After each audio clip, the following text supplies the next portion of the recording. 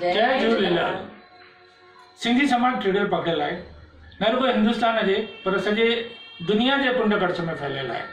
अहिड़े ॾस में हिक ॿिए सां जुड़ण ऐं जोड़ण तमामु मुश्किल थी पियो आहे। इन खे ध्यान में रखंदे सिंधी संगत हिक नंढनि ॿारनि लाइ इंटरनेशनल राइम्स कॉम्पिटिशन कराए रही है। इन कॉम्पिटिशन में 20 साले खां वठी 8 साले जे ॿार भाग वठी सघनि था। सिंधी संगत जो ये सुहिणो कार्यक्रम सभिनी ऑल ओवर इंडिया न बल्कि इंटरनेशनल लेवल ते इहो कार्यक्रम हली रहियो आहे।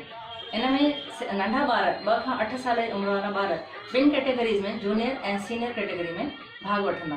जूनियर कैटेगरी लाइ 4 बैच सिलेक्ट कयल आहिनि ऐं सीनियर कैटेगरी लाइ पिणु 4 बैच सिलेक्ट कयल आहिनि।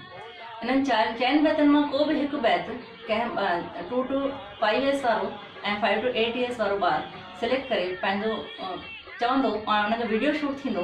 उहो वीडियो सिंधी संगत @gmail.com ते मोकिलियो वेंदो। तव्हां जेको वीडियो असां वटि मोकिलण वारा आहियो इहो यूट्यूब ते अपलोड थियण वारो आहे, जंहिंखे तव्हां सभई ॾिसी सघो था। पार्टिसिपेंट्स खे वाधारे जे लाइ उन्हनि खे एप्रिशिएट करण जे लाइ असां 20 टैबलेट्स ऐं काफ़ी अट्रैक्टिव प्राइज़िस बि रखिया विया आहिनि। सभिनी सां गुज़ारिश कंदमि त पंहिंजे ॿारनि खे वधि में वधि ॿारनि खे हिन कॉम्पिटिशन में पार्टिसिपेट कराइनि, ताकी हे असां सभु पंहिंजे पाण में जुड़ी रहूं, छो कि हे हिकु असांजे लाइ ॾाढो सुठो मौक़ो आहे पंहिंजे पाण में गॾु थियण जो।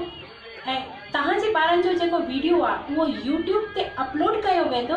इहो वीडियो तव्हां सभिनी पंहिंजे मिट माइटनि खे ॾेखारे सघंदा आहियो। वधीक ॼाण लाइ असांजा नंबर स्क्रीन ते ॾिनल आहिनि, तव्हां कॾहिं बि असां सां कॉन्टेक्ट करे ऐं चटाभेटी जा डिटेल्स वठी सघंदा आहियो। जय झूलेलाल। जय झूलेलाल।